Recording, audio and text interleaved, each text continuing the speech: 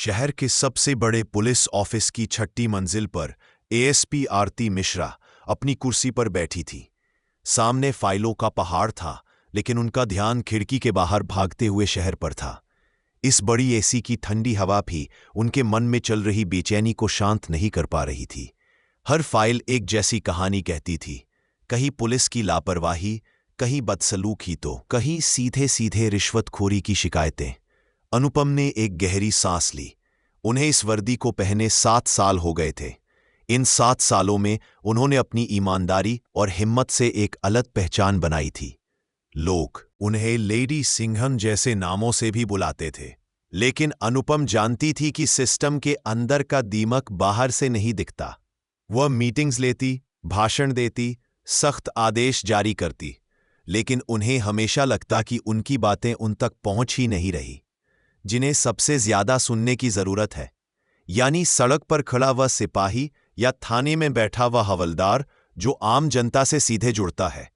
दीदी क्या सोच रही हो? एक चुलबुली आवाज ने उन्हें विचारों से बाहर खींचा। दरवाजे पर उनकी छोटी बहन नेहा खड़ी मुस्कुरा रही थी। नेहा कॉलेज में पढ़ती थी और अपनी बड़ी बहन पर उसे बहुत नाज था।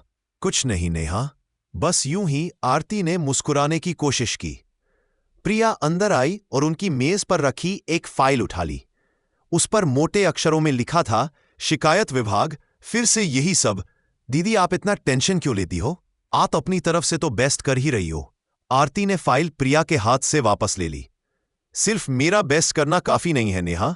जब तक सड़क पर अकेले चल रही एक लड़की खुद को सुरक्षित महसूस ना करे, जब तक एक गरीब आदमी बिना डरे थाने में अपनी शिकायत लिखवा ना सके, तब तक मेरी ये वर्दी, ये कुर्सी, सब बेईमानी है। नेहा अपनी बहन की आंखों में एक अजीब सी उदासी देख सकती थी। तो फिर आप क्या करोगी? आरती कुछ देर चुप रही। फिर उनकी आंखों में एक चमक आई, जैसे उन्होंने कोई फैसला कर लिया हो। आज मैं इस वर्दी और इस कुर्सी को यही छोड़कर जा रही हूं। नेहा हैरान रह गई। क्या मतलब? आप इस्तीफा दे रही हो? आरती हंस पड़ी। अरे नहीं पगली, इस्तीफा नहीं दे रही। बस आज के लिए एक आम लड़की बनना चाहती हूं। तुम्हारे साथ। क्या तुम मेरे साथ चलोगी? शॉपिंग करने। नेहा कुछ समझ नहीं आया। शॉपिंग? अभी आप तो कभी ऑफिस से जल्दी नहीं निकलती। आज निकलूंगी। आरती ने दृढ़ता से कहा, जाओ घर चलो, मैं आधे घंटे में आती हूं। और हां, कोई फैंसी कपड़े मत पहनना। बिल्कुल सिंपल सलवार सूट पहनना, जैसे हम अपने गांव में पहनते थे। नेहा का मन सवालों से भरा था, लेकिन उसने अपनी दीदी की आंखों में जो आत्मविश्वास देखा, उसके बाद कुछ पूछने की हिम्मत नहीं हुई। वह चुपचाप सिर हिलाकर चली गई। उसके जाने के बाद आरती ने इंटरकॉम पर अपनी असिस्टेंट को बुलाया। शर्मा जी, मैं कुछ पर्सनल काम से बाहर जा रही हूं। कोई बहुत जरूरी कॉल हो तो ही मुझे कनेक्ट करना, वरना शाम तक मैं डिस्टर्ब नहीं होना चाहूंगी। उन्होंने अपनी वर्दी उतारी और लॉकर में रखे एक साधारण से कॉटन के सूट को पहन लिया। शीशे में खुद को देखा। चेहरे पर वही रोब था, लेकिन कपड़ों ने उन्हें भीड़ का हिस्सा बना दिया था। उन्होंने अपना पर्स लिया, जिसमें उनका आईडी कार्ड सबसे नीचे छिपा था, और चुपचाप ऑफिस से बाहर निकल गई। आज वह एएसपी आरती मिश्रा नहीं, सिर्फ आरती थी, जो अपनी बहन के साथ शहर की सड़कों का असली हाल देखने निकली थी। घर पहुंचकर आरती ने देखा कि नेहा सचमुच एक बहुत ही साधारण से सूट में तैयार थी। अरे वाह, तुम तो बिल्कुल पहचान में नहीं आ रही। आरती ने उसे छेड़ा। आप भी कहाँ एसपी लग रही हैं? नेहा ने हंसते हुए जवाब दिया। पर दीदी, हम जा कैसे रहे हैं? आपकी सरकारी गाड़ी तो यहीं खड़ी है। आज हम उससे नहीं जाएंगे। आरती ने घर के दरवाजे पर ताला लगाते हुए कहा। आज हम ऑटो से चलेंगे। दोनों बहनें पैदल चलकर मुख्य सड़क तक आई। गर्मी अपने चरम पर थी। सड़क पर गाड़ियों का शोर और धूल का गुबार था। आरती यह सब देखती महसूस करती उस आम लड़की की तरह जो रोज इन हालात से गुजरती है। उन्होंने एक ऑटो को हाथ दिया। ऑटो वाला करीब 55 से 60 साल का एक बुजुर्ग आदमी था। चेहरे पर झुर्रियां और आंखों में एक अजीब सी थकान थी। उसने ऑटो रोका। कहाँ जाना है मैडम? City mall. नेहा ने जवाब दिया। ठीक है, बैठिए। मीटर से 100 रुपए लगेंगे। दोनों बहनें बैठ गई। ड्राइवर ने एक छोटी सी पूजा की मूर्ति सामने लगा रखी थी। चाचा जी, आपका नाम क्या है? आरती ने बातचीत शुरू की। ड्राइवर ने शीशे से पीछे देखा और एक हल्की सी मुस्कान दी। रामलाल नाम है हमारा बिटिया। कब से चला रहे हैं ये ऑटो? यही कोई 30 साल हो गए। इसी के सहारे 2 बेटियों की शादी की और एक बेटे को पढ़ा लिखा रहा हूं। बस ऊपर वाले की कृपा है, गुजारा हो जाता है। उसकी बातों में एक संतोष था, एक ईमानदारी थी। नेहा और आरती उसकी जिंदगी की छोटी छोटी कहानियां सुनने लगी। वह बता रहा था कि कैसे दिन भर की कमाई में से आधा तो गैस और ऑटो के रखरखाव में ही निकल जाता है। जो बचता है उसी से घर का चूल्हा जलता है। सफर आराम से कट रहा था कि अचानक शहर के बाहरी इलाके में बने एक अस्थायी चेक पोस्ट पर उनके ऑटो को रुकने का इशारा किया गया। चेक पोस्ट पर 2 सिपाही और एक इंस्पेक्टर खड़ा था। इंस्पेक्टर का नाम नरेश ठाकुर था। उसकी तोंद वर्दी से बाहर झांक रही थी और चेहरे पर एक अजीब सी अकड़ थी। सिपाही ने चिल्लाकर कहा, ओए बूढ़े रोक! रामलाल ने धीरे से ऑटो साइड में लगा दिया। उसका चेहरा थोड़ा पीला पड़ गया था। इंस्पेक्टर नरेश ठाकुर स्वैगर के साथ ऑटो के पास आया। उसकी नजरें ऐसी थी जैसे वह कोई शिकार ढूंढ रहा हो। उसने ऑटो को ऊपर से नीचे तक देखा, फिर रामलाल को घूरने लगा। उसने हुक्म दिया, कागज दिखा अपने गाड़ी की। रामलाल ने कांपते हाथों से डैशबोर्ड से कागज निकाले और उसकी तरफ बढ़ा दिए। नरेश ने कागजों को ऐसे देखा जैसे वह उन्हें पढ़ नहीं बल्कि उनमें कोई गलती खोज रहा हो। साहब, रामलाल ने हिम्मत करके कहा। और आप? सब तो ठीक है। नरेश, कर जा, चुप रह। जब पूछूं तब बोलना। यह क्या है? तेरी नंबर प्लेट पर मिट्टी लगी है। यह जुर्म है, पता है तुझे? रामलाल घबरा गया। साहब, अभी रास्ते में पानी भरा था, शायद वहीं से लग गई होगी। मैं साफ कर देता हूं। अब साफ करेगा? चालान तो बन गया तेरा। और ये वर्दी भी ठीक नहीं पहनी तूने। नियम कानून सब भूल गए हो तुम लोग। नरेश ने एक और गलती निकाली। आरती और नेहा चुपचाप पीछे बैठी सब देख रही थी। प्रिया का दिल जोर जोर से धड़क रहा था। उसे गुस्सा आ रहा था, पर दीदी ने उसे चुप रहने का इशारा किया था। रामलाल गिड़गिड़ाने लगा, साहब माफ कर दीजिए, आगे से ध्यान रखूंगा। गरीब आदमी हूं साहब, चालान भरूंगा तो आज घर में चूल्हा नहीं जलेगा। नरेश ठाकुर हंसा, ये बहुत ही घिनौनी हंसी। तो क्या मैं जलाऊं तेरे घर का चूल्हा? देख भाई, मैं भी जानता हूं और तू भी जानता है। चालान कटेगा तो 5,000 का कटेगा और तेरी गाड़ी भी बंद हो जाएगी। एक काम कर दो, 1,000 रुपए निकाल और यहां से रफा दफा हो। रिश्वत की सीधी मांग सुनकर आरती के तन बदन में आग लग गई, लेकिन वो अभी भी खुद को रोके हुए थी। वो देखना चाहती थी कि ये आदमी किस हद तक गिर सकता है। रामलाल की आंखों में आंसू आ गए। उसने हाथ जोड़ लिए, साहब रहम करो, सुबह से अभी तक सिर्फ 300 रुपए कमाए हैं। 2,000 कहां से लाऊंगा? मेरे बच्चे भूखे रह जाएंगे साहब। तो मैं क्या करूं? अपने बच्चों को भूखा रख लूं तेरे लिए? नरेश की आवाज और ऊंची हो गई। पैसे निकालता है या बंद करूं गाड़ी को? नहीं साहब, ऐसा मत कीजिए, मेरी रोजी रोटी है ये। रामलाल लगभग रो पड़ा। ड्रामा मत कर। और इससे पहले कि कोई कुछ समझ पाता, नरेश ठाकुर ने पूरी ताकत से रामलाल के गाल पर एक थप्पड़ जड़ दिया।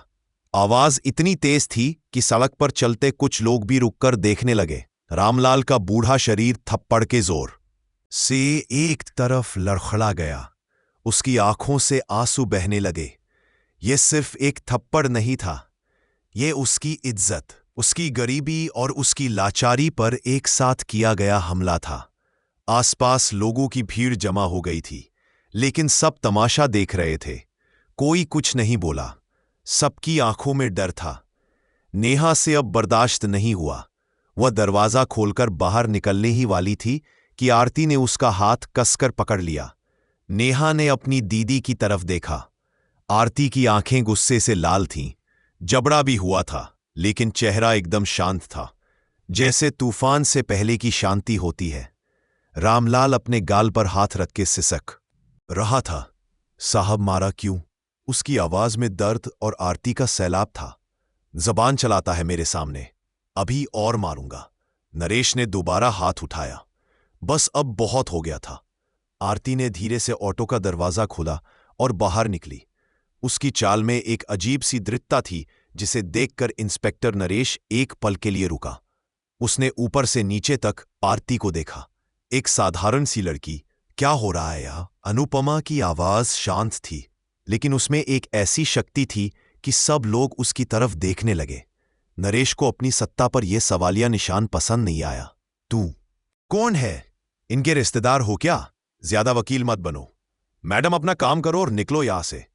मैं एक नागरिक हूं और मैं पूछ रही हूं कि आपने इस बुजुर्ग आदमी पर हाथ क्यों उठाया? आरती ने सीधे उसकी आंखों में आंखें डालकर पूछा। नरेश तिलमिला गया। एक आम सी लड़की उसे कानून सिखा रही थी। इसने नियम तोड़ा है। मैंने अपना काम किया। तुझे ज्यादा पता है या मुझे?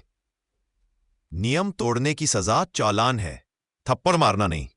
आरती ने सवाल किया। इंडियन पीनल कोड की कौन सी धारा एक पुलिस वाले को किसी निहत्थे नागरिक पर हाथ उठाने का अधिकार देती है? अब नरेश को गुस्सा आ गया। उसकी चोरी पकड़ी जा रही थी। उसका अहंकार टूट रहा था। भीड़ के सामने एक लड़की उसे बेइज्जत कर रही थी। वह चिल्लाया, ओए लड़की, ज्यादा कानून मत सिखा मुझे। लगता है तूने पुलिस का असली रूप देखा नहीं है।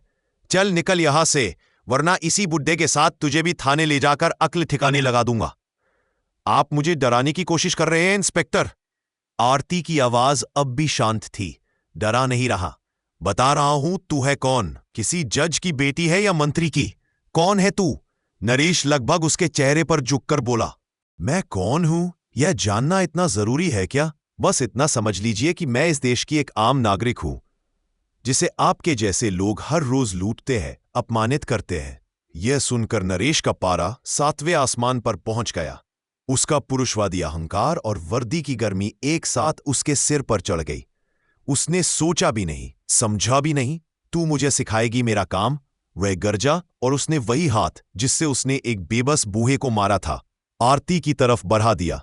एक और थप्पड़।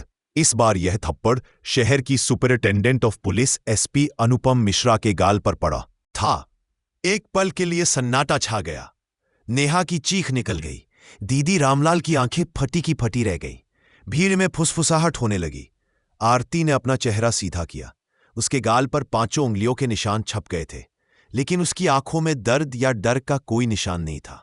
उसकी आंखों में एक ठंडी फौलादी ज्वाला जल रही थी। उसने एक नजर नरेश को देखा, जिसके चेहरे पर जीत की वही मुस्कान थी। देखा, अब पता चला पुलिस क्या कर सकती है।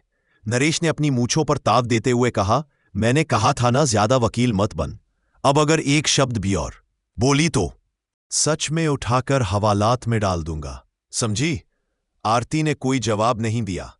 उसने बस एक लंबी गहरी सांस ली, जैसे वह अपने अंदर उठे तूफान को काबू में कर रही हो। उसका चेहरा भावहीन था, लेकिन उसकी आंखें सब कुछ कह रही थीं। वे आंखें कह रही थीं, तुमने अपनी जिंदगी की सबसे बड़ी गलती कर दी है, इंस्पेक्टर नरेश ठाकुर। उसने धीरे से अपना पर्स खोला। नरेश और उसके सिपाही हंस रहे थे। उन्हें लगा कि लड़की अब डर गई है और शायद पैसे निकालकर मामला रफा दफा करना चाहती है। हाँ, अब आई ना लाइन पर। चल निकाल। उस बुड्ढे के 2000 और तेरे 5000। बदतमीजी करने के जुर्म में आरती ने पर्स से पैसे नहीं निकाले। उसने निकाला अपना आईडी कार्ड, नीले रंग का वह छोटा सा कार्ड जिस पर अशोक स्तंभ बना हुआ था। उसकी जिंदगी की सबसे बड़ी सच्चाई थी। वह धीरे धीरे एक कदम आगे बढ़ी और नरेश ठाकुर के बिल्कुल सामने आकर खड़ी हो गई। दोनों की आंखों में एक पल का फासला था। अनुपम ने वह आईडी कार्ड सीधा उसकी आंखों के सामने कर दिया। तुम पूछ रहे थे ना, मैं कौन हूं? उसकी आवाज अब किसी बर्फीले तूफान की तरह ठंडी और घातक थी। इसे पढ़ो। नरेश ने हंसते हुए तिरछी नजर से कार्ड की तरफ देखा। उसे लगा कि कोई नकली कार्ड होगा, लेकिन जैसे ही उसकी नजरें कार्ड पर लिखे शब्दों पर पड़ी, उसकी हंसी उसके चेहरे पर ही जम गई। उसकी आंखें फैल गई, पुतलियां सिकुड़ गई। एक पल के लिए उसे लगा कि उसे पढ़ने में कोई गलती हो रही है। उसने दोबारा पढ़ा, नाम आरती मिश्रा, पद superintendent of police, SP. 1 second, 2 second, 3 second, समय जैसे रुक गया था। गाड़ियों का शोर, लोगों की फुसफुसाहट, सब बंद हो गया था। नरेश को सिर्फ अपने दिल के धड़कने की आवाज सुनाई दे रही थी, जो किसी हथौड़े की तरह उसके सीने पर चोट कर रही थी। उसके चेहरे का रंग बदलने लगा, पहले सफेद, फिर पीला, फिर लगभग नीला।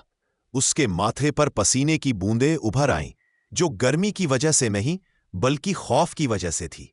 जिस हाथ से उसने थप्पड़ मारा था वो हाथ अचानक कांपने लगा। उसके घुटनों में जैसे जान ही नहीं बची। एसपी मैडम शब्द उसके मुंह से किसी तरह लड़खड़ा कर निकले। उसकी आंखों के सामने अंधेरा छा गया। उसे वह 2 थप्पड़ याद आए, एक उस गरीब बूढ़े पर और दूसरा सीधा शहर की एएसपी के मुंह पर। उसे अपनी पूरी जिंदगी, अपना पूरा करियर एक फिल्म की तरह अपनी आंखों के सामने खत्म होता हुआ दिखाई दिया। घुटनों पर आ जाओ।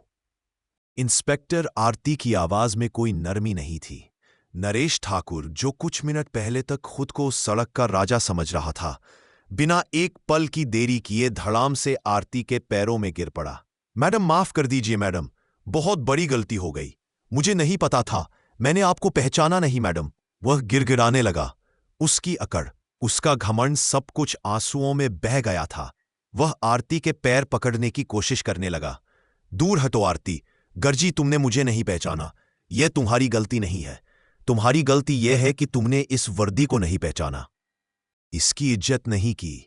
तुमने उस गरीब की लाचारी का मजाक उड़ाया। तुमने एक औरत पर हाथ उठाया। तुम माफी के लायक नहीं हो। अब तक जो भीड़ चुपचाप तमाशा देख रही थी, उसमें हलचल मच गई। लोगों को अपनी आंखों पर यकीन नहीं हो रहा था। कुछ लोग अपने मोबाइल निकालकर वीडियो बनाने लगे। जो सिपाही नरेश के साथ खड़े थे, वे डर के मारे पत्थर की मूर्ति बन गए थे। नेहा दौड़कर अपनी दीदी के पास आई। उसकी आंखों में आंसू थे, लेकिन ये आंसू डर के नहीं, गर्व के थे। रामलाल, जो अब तक सदमे में था, धीरे धीरे औंठों से बाहर निकला। उसे समझ नहीं आ रहा था कि ये सब क्या हो रहा है। यह लड़की जो उसकी बेटी जैसी लग रही थी, वह इतनी बड़ी अफसर निकलेगी, उसने सपने में भी नहीं सोचा था। आरती ने अपने पर्स से अपना मोबाइल निकाला। उसने एक नंबर डायल किया। कंट्रोल रूम, एएसपी आरती मिश्रा बोल रही हूं। फोन के दूसरी तरफ जो भी था, उसकी घबराहट को महसूस किया जा सकता था। जीटी रोड पर जो अस्थाई चेक पोस्ट है, वहां तुरंत एक गाड़ी भेजो। डीएसपी साहब को कहो खुद आए। यहां एक इंस्पेक्टर है, नरेश ठाकुर। इसे अभी और इसी वक्त सस्पेंड करो।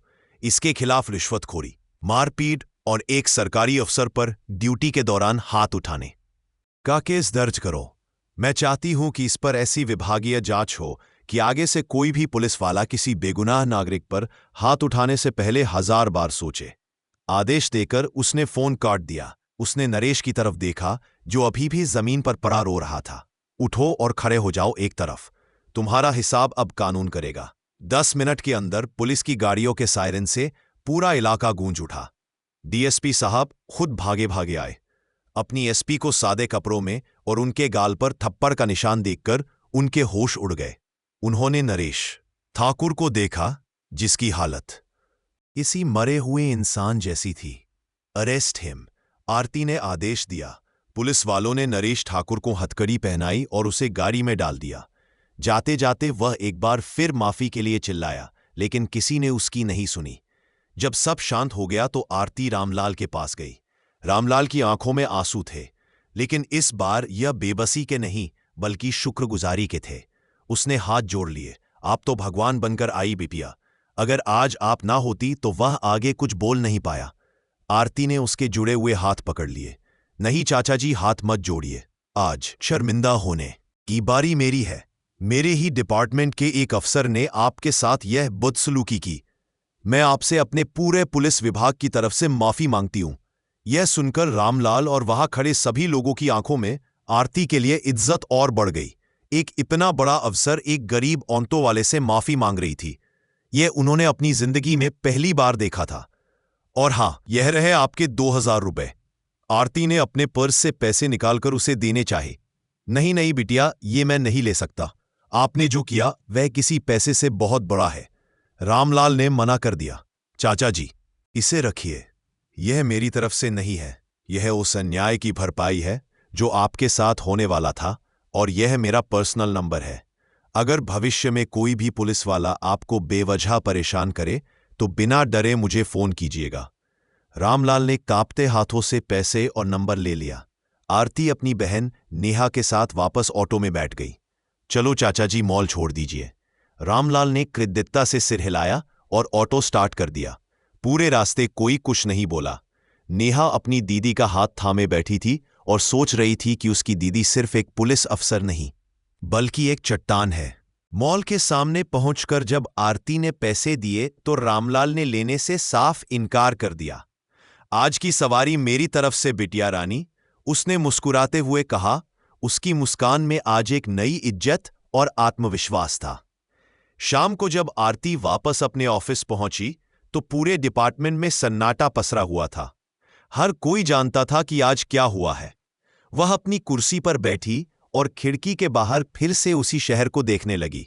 शहर वहीं था, लेकिन आज आरती की आंखों में उदासी की जगह एक नई लड़ाई का संकल्प था। ये लड़ाई सिर्फ एक भ्रष्ट इंस्पेक्टर के खिलाफ नहीं थी। ये लड़ाई उस सोच के खिलाफ थी जो वर्दी को सत्ता का हथियार समझती है। यह लड़ाई उस डर के खिलाफ थी जो आम आदमी को अन्याय के सामने चुप करा देता है। उसने इंटरकॉम का बटन दबाया। शर्मा जी कल सुबह 10 बजे शहर के सभी थाना इंचार्ज की मीटिंग बुलाई। एजेंडा होगा पुलिस और जनता का रिश्ता, वर्दी की इज्जत। फाइलें अभी भी मेज पर थीं, लेकिन आज आरती को पता था कि इन फाइलों को कम कैसे करना है। लड़ाई लंबी थी, लेकिन आज एक मजबूत शुरुआत हो चुकी थी। एक ऐसी शुरुआत जो सड़क पर वर्दी के असली रंग को फिर से खाकी करने का वादा करती ही, ना कि जुल्म और भ्रष्टाचार के किसी और रंग का। उस रात आरती और नेहा घर की बालकनी में चुपचाप बैठी थी। शहर की रोशनियां टिमटिमा रही थी, लेकिन दोनों बहनों के बीच एक गहरी खामोशी थी। नेहा ने देखा जहां दीदी को थप्पड़ पड़ा था वहां अभी भी हल्की सी सूजन थी। नेहा का दिल भर आया। दीदी आपको बहुत दर्द हो रहा होगा, उसने धीरे से पूछा। आरती ने एक फीकी सी मुस्कान दी। गाल का दर्द तो सुबह तक चला जाएगा नेहा, लेकिन जो दर्द दिल में हो रहा है वह आसानी से नहीं जाएगा। वह रुक कर बोली, जब उस इंस्पेक्टर ने मुझ पर हाथ उठाया तो मुझे गुस्सा नहीं आया। मुझे शर्म आई कि मेरी कमान में ऐसे लोग हैं जो इस वर्दी को गुंडागर्दी का लाइसेंस समझते हैं। वह बूढ़े रामलाल चाचा, उनकी आंखों में जो बेबसी थी वह मुझसे देखी नहीं जा रही थी। सोचो, हम तो कुछ घंटे के लिए आम नागरिक बने थे और हमारे साथ ये हो गया। जो लोग रोज ऐसी जिंदगी जीते हैं उनका क्या होता होगा? वह किस पर भरोसा करते होंगे? नेहा ने अपनी दीदी का हाथ थाम लिया। लेकिन आपने जो किया वह भी तो सबने देखा। आपने एक उम्मीद दी है दीदी, रामलाल चाचा के लिए आज आप किसी भगवान से कम नहीं थी। आरती ने आसमान की तरफ देखा। एक दिन की भगवान बनने से कुछ नहीं होगा नेहा, मुझे इस सिस्टम को ऐसा बनाना होगा कि लोगों को भगवान की नहीं पुलिस की जरूरत पड़े और वह उन पर भरोसा कर सके। कल का सूरज मेरे डिपार्टमेंट के लिए एक नया सवेरा लेकर आएगा या फिर सब कुछ जलाकर राख कर देगा। कल मेरी जिंदगी की सबसे बड़ी परीक्षा है। उस रात आरती ठीक से सो नहीं पाई। वह सिर्फ कल होने वाली मीटिंग के बारे में सोचती रही। यह लड़ाई सिर्फ एक भ्रष्ट इंस्पेक्टर को सजा देने की नहीं थी, यह पूरे सिस्टम को आईना दिखाने की थी। अगली सुबह 10 बजे पुलिस हेडक्वार्टर का कॉन्फ्रेंस हॉल खचाखच भरा हुआ था। शहर के सभी थानों के इंचार्ज, सभी डीएसपी और एसीपी रैंक के अफसर अपनी अपनी कुर्सी पर बैठे थे। हॉल में सन्नाटा था, लेकिन हवा में एक अजीब सी घबराहट तैर रही थी। हर कोई कल की घटना के बारे में जानता था। कुछ के चेहरों पर डर था, कुछ की आंखों में गुस्सा, तो कुछ ऐसे भी थे जिन्हें लगता था कि मैडम ने एक छोटे से मामले को ज्यादा तूल दे दिया। ठीक 10 बजे कॉन्फ्रेंस हॉल का दरवाजा खुला और एसपी आरती मिश्रा अंदर दाखिल हुई। वो अपनी कड़क वर्दी में थी, कंधे पर सितारे चमक रहे थे। उनके चेहरे पर कल की कोई थकान या गुस्सा नहीं था, बस एक बर्फीली शांति थी जो किसी भी शोर से ज्यादा खतरनाक होती है। सब अपनी जगह पर सम्मान में खड़े हो गए। आरती ने किसी को बैठने के लिए नहीं कहा। वह सीधा चलकर पोडियम तक गई और कुछ पल चुपचाप सबकी आंखों में देखती रही। उनकी नजरें हर एक चेहरे को पड़ रही थी। कल इस शहर में एक थप्पड़ मारा गया। उन्होंने बोलना शुरू किया। उनकी आवाज शांत थी, लेकिन पूरे हॉल में गूंज रही थी। आप सब सोच रहे होंगे कि वह थप्पड़ एसपी आरती मिश्रा के गाल पर पड़ा था, लेकिन आप सब गलत है। उन्होंने एक पल का विराम लिया। वह थप्पड़ आरती मिश्रा पर नहीं, आप सबकी इस वर्दी पर पड़ा था। वह थप्पड़ उस भरोसे पर पड़ा था जो एक आम नागरिक इस वर्दी को देखकर करता है। वह थप्पड़ उस कसम पर पड़ा था जो हम सब ने इस देश के संविधान की रक्षा के लिए खाई थी। इंस्पेक्टर नरेश ठाकुर ने सिर्फ एक नागरिक को नहीं लूटा, उसने इस पूरे डिपार्टमेंट की इज्जत को सरेआम नीलाम किया है। हॉल में पिन ड्रॉप साइलेंस था। मैं आप सबसे एक सवाल पूछना चाहती हूं। जब कोई बच्चा किसी पुलिस वाले को देखकर डरने की बजाय मुस्कुरा दे तो जीत किसकी होती है? जब कोई अकेली लड़की रात में किसी पुलिस की गाड़ी को देखकर असुरक्षित महसूस करने की बजाय सुरक्षित महसूस करे तो जीत किसकी होती है? और जब रामलाल जैसा कोई गरीब मजलूम आदमी बिना डरे अपनी शिकायत लेकर थाने आए तो जीत किसकी होती है? वो रुकी और बोली, जीत हमारी होती है, इस वर्दी की होती है, लेकिन हम हर रोज हार रहे हैं। हम हार रहे हैं क्योंकि हमारे बीच कुछ नरेश ठाकुर जैसे दीमक पैदा हुए हैं जो इस वर्दी की खोखली लकड़ी को खा रहे हैं और हम सब चुपचाप देख रहे हैं। उनकी आवाज में अब सख्ती आ गई थी, लेकिन अब और नहीं, आज से ये तमाशा बंद। मैं आप सबको साफ साफ बता देना चाहती हूं, या तो सुधर जाए या फिर तोड़ दिए जाएंगे। अगर मुझे एक भी शिकायत मिली कि किसी ने अपनी वर्दी का रोब दिखाकर किसी बेगुनाह को परेशान किया है तो मैं विभागीय जांच का इंतजार नहीं करूंगी। सस्पेंशन और डिसमिसल मौके पर होगा। उन्होंने अपनी मेज पर रखी एक फाइल उठाई। इंस्पेक्टर नरेश ठाकुर को सर्विस से हमेशा के लिए बर्खास्त कर दिया गया है और उस पर कानूनी कार्यवाही शुरू हो चुकी है। यह सिर्फ एक शुरुआत है। और एक बात उन्होंने अपनी बात खत्म करते हुए कहा, जनता हमारी मालिक है और हम उनके सेवक। यह बात अपने दिमाग में बिठा लीजिए और अपनी ड्यूटी ऐसे कीजिए कि लोग आपसे डरे नहीं, आप पर गर्व करें। चलिए मिलकर इस वर्दी का रंग फिर से खाकी करते हैं। मीटिंग खत्म हुई। आरती अपनी जगह से मुड़ी और बिना किसी की तरफ देखे हॉल से बाहर निकल गई। उनके पीछे कॉन्फ्रेंस हॉल में दर्जनों अफसर खड़े थे, जिनके चेहरे पर आज डर से ज्यादा आत्ममंथन का भाव था। आज पहली बार उन्हें किसी ने वर्दी का असली मतलब समझाया था। उस मीटिंग को एक हफ्ता बीत गया। शहर में चीजें बदलने लगी थी।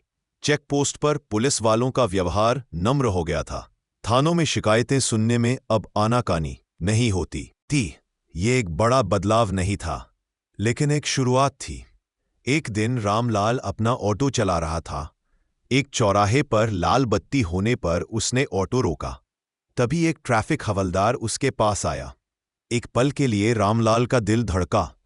उसे नरेश ठाकुर का चेहरा याद आ गया। रामलाल चाचा, हवलदार ने मुस्कुराकर कहा, गर्मी बहुत है, ये पानी की बोतल रखिए। उसने एक ठंडे पानी की बोतल रामलाल की तरफ बढ़ा दी। रामलाल हैरान रह गया। उसने कांपते हाथों से बोतल पकड़ ली। शुक्रिया साहब। साहब नहीं बेटा, बोलो चाचा।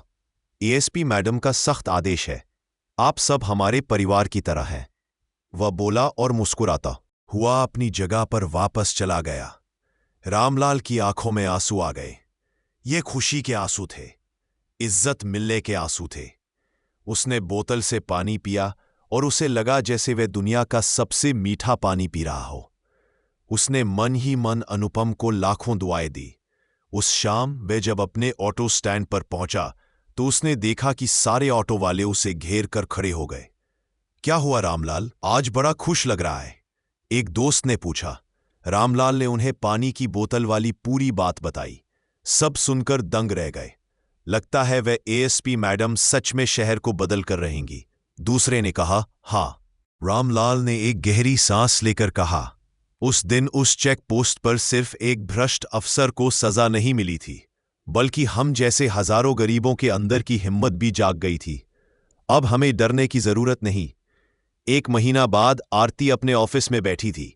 शहर में पुलिस के खिलाफ शिकायतों में 70% की कमी आई थी। उन्होंने एक नया हेल्पलाइन नंबर शुरू किया था जो सीधा उनके ऑफिस से जुड़ा था। इस पर कोई भी पुलिस के खिलाफ शिकायत कर सकता था। शाम का वक्त था। आरती घर जाने के लिए उठने ही वाली थी कि हेल्पलाइन वाला फोन बजा। उन्होंने खुद फोन उठाया। अब हेलो एसपी ऑफिस। दूसरी तरफ से एक लड़की की घबराई हुई आवाज आई। मैडम, मैं अनुपम बोल रही हूं। मैं कॉलेज से घर लौट रही हूं और कुछ लड़के मेरा पीछा कर रहे हैं। मैं बहुत डर गई हूं। आरती तुरंत अपनी कुर्सी पर बैठ गई। उनका चेहरा सख्त हो गया, लेकिन आवाज में मां जैसी ममता थी। डरो मत। अनुपम, तुम कहाँ हो अभी? लड़की ने अपनी लोकेशन बताई। ठीक है, फोन चालू रखो और घबराओ मत। बस 5 मिनट, तुम्हारी मदद पहुंच रही है। आरती ने तुरंत वायरलेस पर संदेश दिया। कंट्रोल एसपी हियर, लोकेशन पर तुरंत एक पीसीआर भेजो। एक लड़की मुश्किल में है। मैं खुद भी निकल रही हूं। Over and out. वो अपनी कुर्सी से उठी, अपनी कैप उठाई और तेजी से बाहर निकल गई। गाड़ी में बैठते हुए उनके चेहरे पर एक अजीब सा संतोष था। आज फिर किसी को उनकी जरूरत थी। आज फिर किसी ने डर में भगवान को नहीं, पुलिस को याद किया था। और जब तक ये भरोसा जिंदा था, उनकी हर लड़ाई सार्थक थी। कहानी एक भ्रष्ट इंस्पेक्टर के अंत से शुरू हुई थी, लेकिन इसका असली अंत एक नागरिक के भरोसे की जीत पर हुआ। शहर की सड़कों पर अभी भी बहुत कुछ बदलना बाकी था, लेकिन आज एक उम्मीद की किरण जल चुकी थी, जिसका नाम था एसपी आरती मिश्रा। वर्दी का असली रंग अब धीरे धीरे वापस आ रहा था। तो दोस्तों, कहानी खत्म हुई, लेकिन क्या सच में? नहीं, असली कहानी तो अब शुरू होती है। ये कहानी सिर्फ कागज के पन्नों पर नहीं लिखी गई। ये हमारे और आपके दिलों में एक सवाल बनकर बैठ गई है। सवाल यह है कि जब हमारे आसपास कोई नरेश ठाकुर अपनी वर्दी का गलत फायदा उठा रहा होता है, तो हम चुप क्यों रह जाते हैं? एसपी आरती मिश्रा सिर्फ एक किरदार नहीं है, वह एक सोच है। वह इस बात का जीता जागता सबूत है कि सिस्टम को बदलने के लिए आपको सिस्टम का हिस्सा बनकर उसे अंदर से चोट करनी पड़ती है। उसका एक थप्पड़ खाना उसके स्वाभिमान पर चोट नहीं थी, बल्कि उस सोए हुए समाज के गाल पर एक तमाचा था जो सब कुछ देखकर भी अनदेखा कर देता है। और रामलाल चाचा, वे हमारे समाज का वह चेहरा है जो हर जुल्म चुपचाप सहता है, इस उम्मीद में कि कोई तो आएगा। इस कहानी ने हमें सिखाया कि हमें किसी के आने का इंतजार नहीं करना है, हमें खुद एक दूसरे की आवाज बनना है।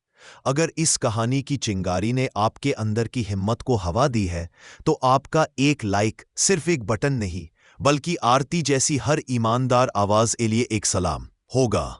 इस कहानी को शेयर करके इस आग को फैलने दीजिए।